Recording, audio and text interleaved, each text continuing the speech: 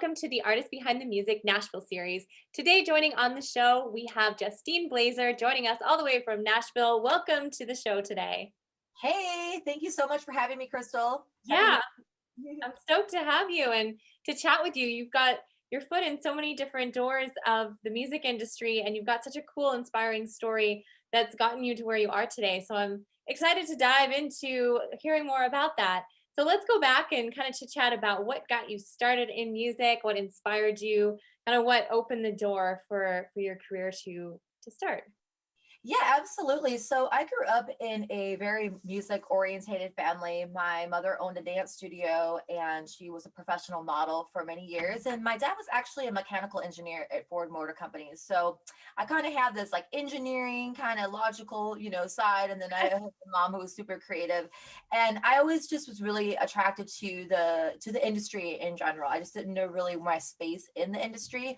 So as any child, you try a lot of different things out. I was doing dancing, I was doing singing, pageants, modeling, all kinds of stuff. And I just really loved every single aspect of it. I just wanted to be on stage. So I, eventually, grew and I trained for many years. I trained with numerous vocal coaches from the time I was 5 years old, all the way up into college. And I trained everything from, jazz to opera to, Italian arias to music theory to piano to guitar. So I was really, it's just submerged into it. And so naturally, I just wanted to keep it going kind of into my young adult years. And eventually it led me to being in Nashville. And I've been in Nashville for 10 years now. So. Awesome. That's a great place to end up as a musician. It's kind of Mhm. every musician's dream is to get to Nashville. So it's Mhm. a place to live. It's definitely a great community for sure. Do you find it different living there and being involved with things than maybe you did previously to living there and traveling there for music? Do you find a different vibe or Yeah, it's a different context because when I was before I moved to Nashville permanently, I was coming down here. I'd say every few months I would make trips down here. I would showcase, I would meet with people, I'd meet with agents, I'd meet with labels. I was really just trying to do whatever I could. But I did feel it's probably changed a little bit, but this was, gosh, over 10 years ago. I did feel that element of, oh, you don't live in Nashville. Oh, okay. Call us when you're in Nashville. Like there is this like wall that they do put up to people that don't live here. I think it's not like that anymore. But when I was, kind of getting rolling, it was definitely like that. So when I finally actually moved here, it was like a seniority thing. They're like, oh, how long have you been here? I've been here a year. Oh, okay. How long have you been here? 2 years. Oh, okay. And so now I don't think it's like that as much because it has just, so it's got like so big and so many people live here now. And I think it's really leveled out a lot, but it was a very, kind of close knit click for a very long time. And I'm glad it's kind of opened up a little bit because it was frustrating sometimes, because they did kind of leave it sort of as a, little secret club and had to either be in it or not, so. yeah, and that's interesting you say that because I think there's pockets of that feeling in the music industry scattered around the world, right? Just that in the club mentality or not. And how did you kind of move through the emotions of maybe not feeling like you're a part of the club right away, right off the bat? Because I know that's a thing a lot of musicians struggle with is just, fitting in or belonging or getting in the group or of where they Yeah. are. Well, honestly, I've always been kind of a lone wolf. I mean, I remember being in school. I didn't have many friends in school. I've always kind of just done my own thing. So I've always been really independent. My parents raised me to be very, very independent. Think differently, think independently. Don't follow the crowd. Do your own thing. So as frustrating as it was, it did motivate me to work harder and, prove them wrong, So that's exactly what I did. I created my own company, created my own label, created my own studio. Worked really hard. I did, 7 albums. I toured. I went to Europe. I had placements. I mean, I've done every single thing that I have gone after and done it all on my own without a label, without a manager, without backing, without any of that, because There is a will, there is a way. I believe enough in myself and my talent. I don't take no for an answer. I don't take no for an answer. So if someone tells me no, I'm just like, okay, it's no today, but it's going to be a yes. I just don't know when or how, or in what form, but it's going to be a yes. And so that's just really been the way I've worked through this industry. I've been in this industry for over 15 years, professionally, full time. I've never done anything else. So, you just sort of, it's just another day in the industry. You have failures, you have people telling you no, you have rejection, you have criticism every single day. And so, you just sort of get used to it. As much as it does suck sometimes, it's just part of the territory. And for every victory we seem to post on Facebook or Instagram, whatever, just know there's going to be dozens and dozens and dozens of failures behind that. We only see like the highlight reels. So I think the realistic factor is an artist and as a musician and people that are maybe coming up, and this, Crystal, kind of going up into the industry. They think it's just, they do this and they're on, number one next week on Billboard. And it's like, it doesn't work like that. It takes a lot of years, and to really know who you are and what you want to say and really be convincing and be authentic, because everyone can kind of feel if it's like not authentic and you really are coming from a place of just, insincerity. So I think there's a lot of that too that you have to develop. Yes, absolutely. I'm a huge fan of authenticity. Now, Yeah. let's chat about that for a minute. How did you kind of step into who you are as an artist and as a person, and just tools that kind of helped you really sit in your own space of who you are and gave you that permission inside to go move forward and be who you are fearlessly? Yeah, I mean, honestly, it's through the failures. It's through the times that I thought I had something and I didn't. I thought, this contract was going to work out, or I thought that deal was going to work, happen, or someone promised me something and I was let down. So it every day. You never know. And now I just kind of take myself like not as seriously, because you just sort of have to just go through this whole process with a grain of salt. Otherwise, just don't do the music industry, because if you are going to try to, really be taking all this stuff to heart, you have to understand it's a very superficial, sort of exterior sort of, way in business, but you have to really focus on what's on the inside. And for me, I just wanted to be able to showcase my voice, showcase my songwriting and my creativity and my artistry. And if that's your motive, and if that is your incentive, all the other stuff, the other stuff, the lights and the covers and all that stuff, that shouldn't be the motivation. If that happens, that's just bonus. But that, because most of the time that's not going to happen. That's not typical. So if you're going in it with I just want to make people happy through my music and inspire people, with as corny as it sounds, as cliche as it sounds, but that's really the motivation that you should be striving after. So true. So true. Yeah. It all starts from here. And I think when we do focus on the outside stuff, that's when momentum slows down, Mhm. you're not focused in on the heart space. And I think a lot of things, if we let a lot of other people's opinions validate us, I think that is a very, very dangerous position to be in as a person, first of all. But as an artist, if you're going to let every little comment dictate or sway you in one way or another, someone be like, oh, so and so said this about my song or about my picture or about my cover art, and it's like, so what? Like, if that's you and if that's what you like, then that's all that matters. And if you personally don't like it, then you have to work on finding your sound, and you have to just trial and error it till you're like, that's the sound, and I don't care what anyone else thinks or says, because I like it. And that's taken me a lot of years to get to that point, because I've always been kind of a people pleaser. I've always like, oh, I want, people to like my stuff and things like that. And now I still am like that, obviously, to a degree, but at the same time, I'm like, if they don't really like it, I like it and I'm proud of it. And I worked really hard on this, and that's all you can do. And I think if you kind of hold your ground on that, most people are going to be like, oh, gotcha, and either kind of, join or just move on to something else, So if you don't let them show that it's like bothering you, then, they just kind of move on and stop their efforts.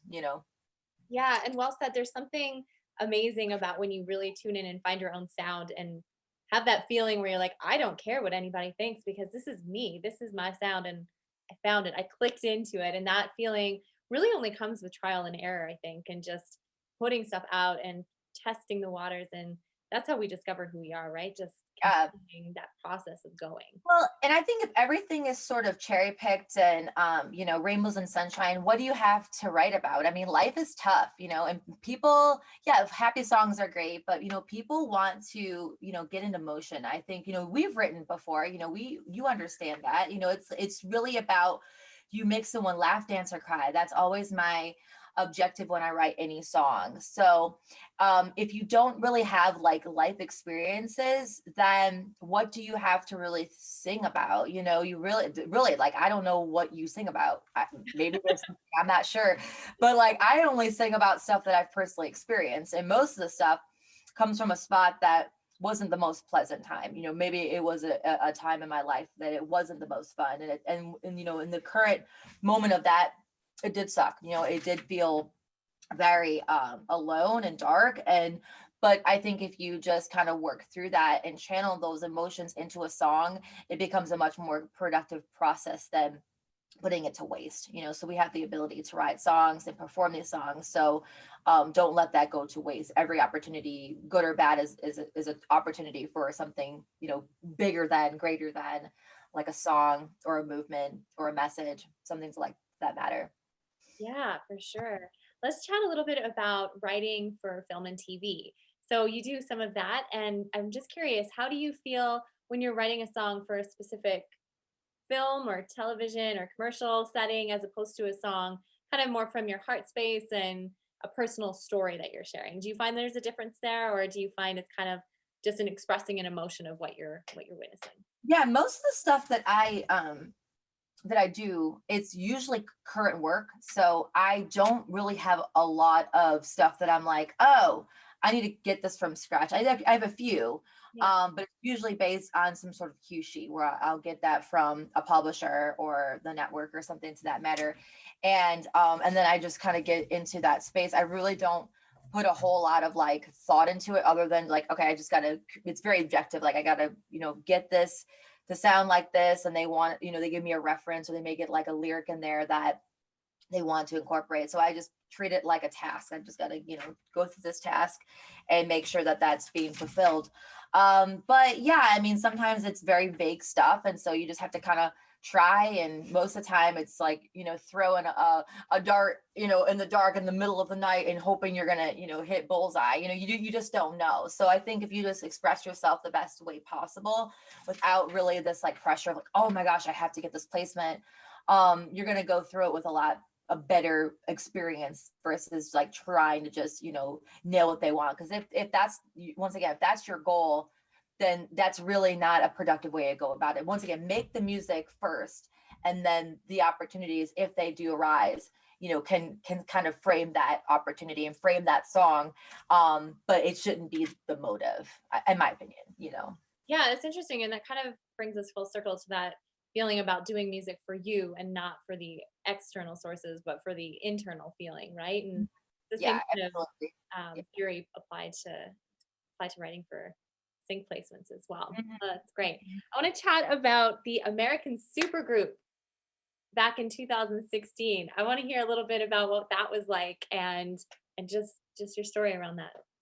Yeah, so okay, this started back in, I think, 2015. I was playing downtown at a place called Tequila Cowboy, which now is called Jason Aldean's in Nashville on Broadway. And I was playing there with my band. It was like a Sunday night, and really like nobody was there. It was like an empty crowd and maybe like 5 to 10 people tops. And my shows, I haven't performed lately because of COVID, but my shows are typically, high energy, balls to the wall, like 110% from start to finish, whether there's 5 people there or 500. Like I don't have a different show.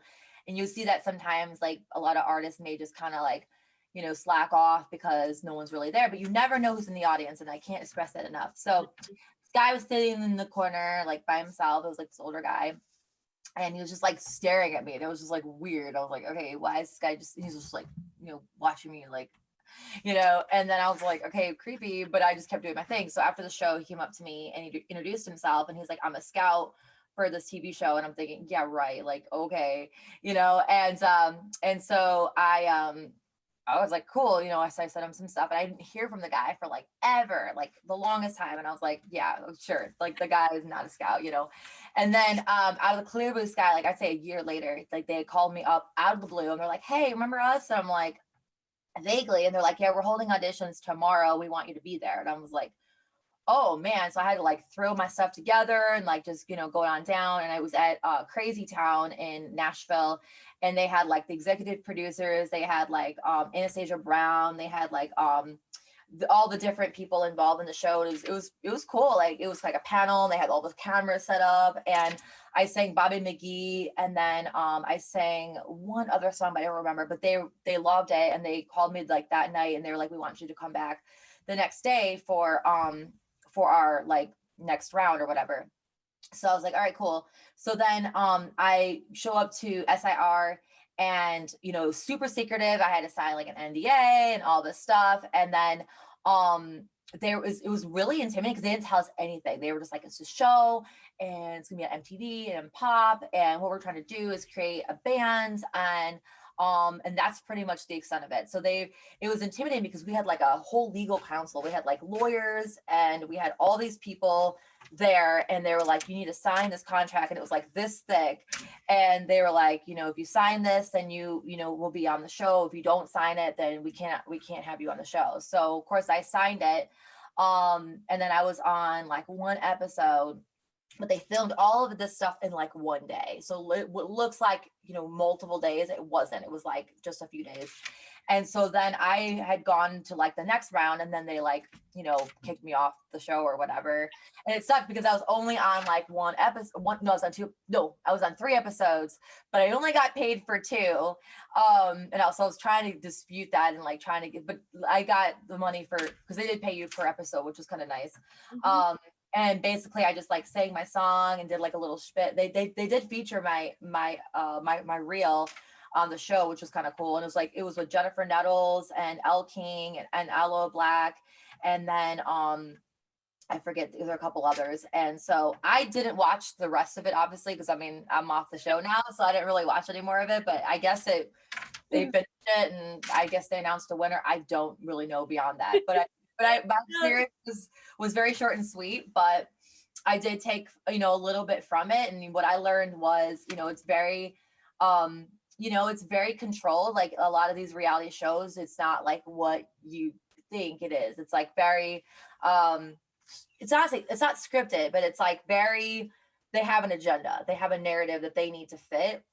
And either you meet that or you don't. And I remember I was so like heartbroken about that. Like I remember I was just so sad, and I like cried, and I was just, when I got kicked off, I'm thinking like, why is this happening to me? And like, I thought this was my big break, and yada yada yada. Looking back in hindsight, it was a cool show, but it wasn't like a make or break thing, and I basically channeled that whole experience, and I took that money that I made from the show and I invested into my studio, so a lot of the people were kind of caught up in that contract. Longer you were on the show, you were more tied into it. So it was a good experience, but that was sort of my last real attempt to reality show. Like I was scouted twice for The Voice, and they had me same thing, come out the whole 9 yards. And I just, that is not for me. Like I just cannot do that. And I tried it, and then American Idol contacted me twice, and it's just like I had my little, share of that, and it's just it's not for me, and I think it's great for a lot of people, but me personally, I like I told you in the beginning, I'm a lone wolf. I like to do things sort of my way, and I think when there is a show and an agenda and they have to have it their way, I don't like that. That puts me in a very uncomfortable position, because I kind of like to just do things, not to be in control, but I like to just do things my way and just kind of do, kind of be my own self and not have to really like answer to anybody. So that's really my experience with that. Yeah, no, it's a great story though, because it shows you a couple things. Like one, you never know who's watching. You just never know. And I've had situations like that too. I was playing in a chapters, like a bookstore performing, and given it, like we were playing to a stadium, and there was a scout there from La Voix, which is the voice but in French. I don't speak French, so that didn't pan out. But I also don't like that competitive, that in the box kind of vibe. It's just, music to me is freedom, and I feel like that, like you were saying, kind of strips it away. So I completely understand that. But it also shows you that you can hear a no, and you can have an experience, and it might not pan out how maybe you thought it would, but you still keep going, and your life doesn't stop, and things don't end. And life and music, the industry, is not about one moment. It's about a series of ups and a series of downs, and that's really what brings you to your highest success, right? So Absolutely. I mean, it's all you can really do. And like you said, it's just the competitiveness of it. And because the producers are trying to make a show, they don't really care about you as a person or an artist. I mean, why would they care? I mean, you know what I'm trying to say? Like, let's be honest. Let's put ourselves in their shoes. Why would they care? they're They're just trying to make trying a show. to, yeah, they're just trying to make content for their network. They're trying to make money for themselves, for their shows, for their investors. I mean, I remember there were like investors there at the show, and they were backing this whole project. I mean, millions and millions of dollars in this show.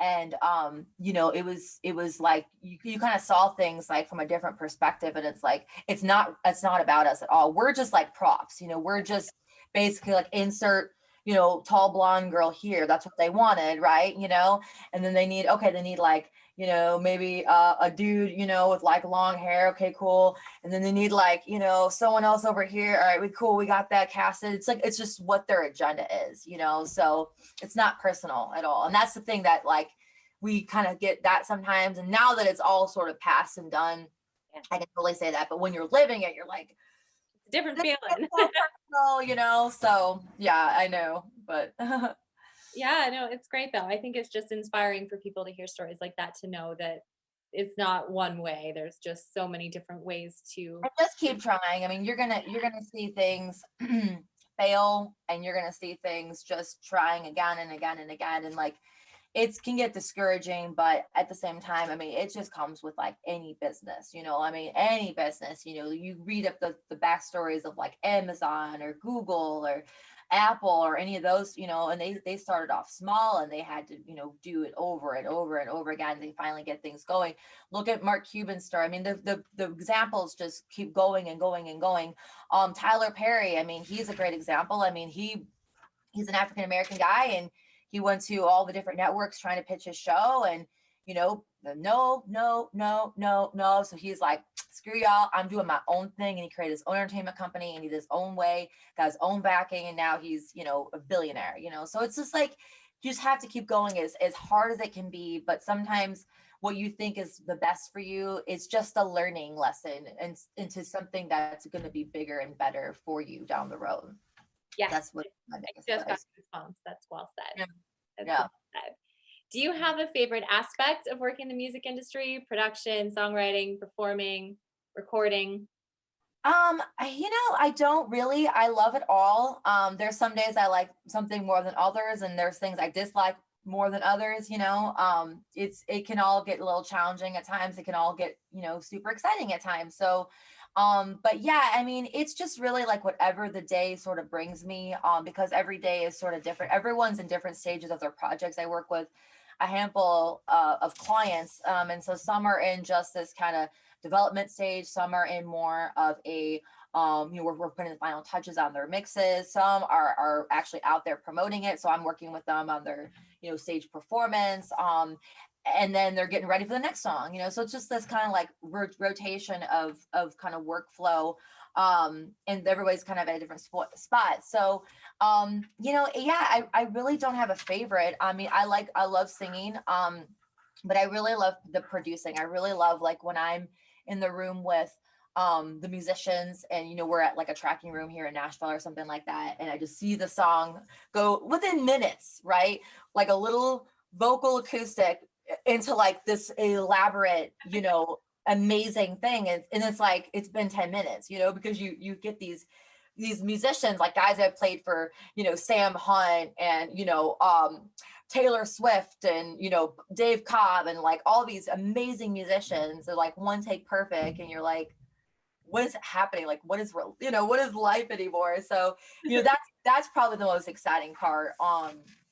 But my least favorite part would be editing. I hate editing, but I have to do it. Editing, whether it's a vocal or vocal line, or getting things where they need to be, or drum editing or whatever. Like, that's the most tedious work, but I have to do it. So, but I don't cut corners. I have my productions are stellar. They're immaculate, and I don't like to let anything go. Everything has to be absolutely pristine and perfect, so I could cut a lot of corners, but I don't, so it's just something I can't do. Well, that's very evident. I'm a huge fan of your work, your songs, and all your productions that you work on. So Thank you. keep it up. It's inspiring and it's motivating. So I love what you do. Thank you. I appreciate it. Yeah. Well, I would love to hear a song if you're ready to perform for us. Yeah, absolutely. Let me get a drink of water. Yeah, this is my new song, Just Sing. Yeah. And this came out in December 7th, and it was Sony Orchard MC1 Nashville. And so, yeah, they're very, very generous. They put me on a billboard, which is really neat. Right. So running on the music row, getting some radio play, and then the video's out now. So make sure you guys check that out on my website. But yeah, I'm super excited about it. It's called Just Sing. It's a really motivational song. Just like keep going in life, and just, no matter what it is that you do, don't let, these times kind of push you down. Just work through it and just sing. It's really it. We all have a voice. We all have something to say, and that's it. So yeah, I can sing that for you guys if you're ready. So, I'm ready. Here we go.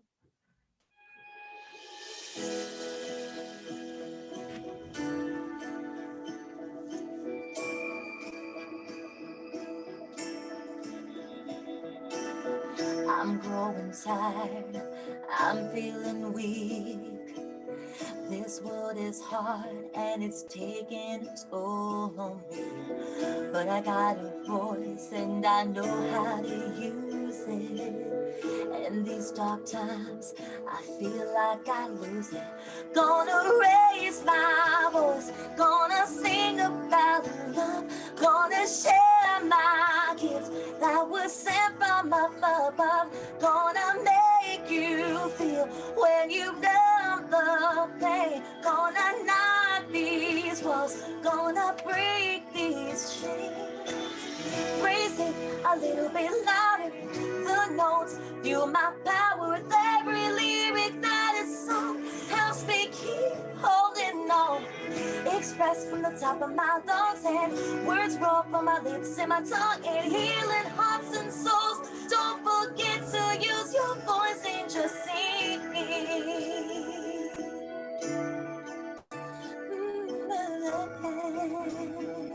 Yeah. My voice may break, shiver and shake, keep love alive and diminish the hate. Gonna raise my voice, gonna sing about love, gonna share my gift that was sent from up above. Gonna make you feel when you numb the pain. Gonna knock these walls, gonna break these chains. Raise it a little bit louder, the notes feel my power with every lyric that is sung. Helps me keep holding on. Express from the top of my lungs, and words roll from my lips and my tongue, and healing hearts and souls. Don't forget to use your voice and just sing. Whoa, whoa, whoa. Gonna raise my voice, gonna sing about love, gonna share my gift that was sent from up above.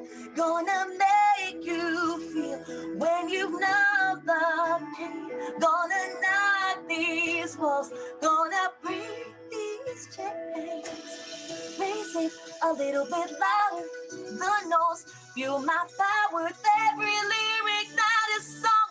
Helps me keep holding on. Express from the top of my lungs, and words my lips and my tongue, and healing hearts and souls. Don't forget to use your voice and just sing.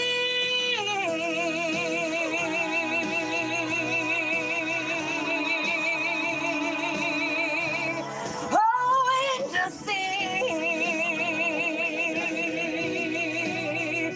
Now.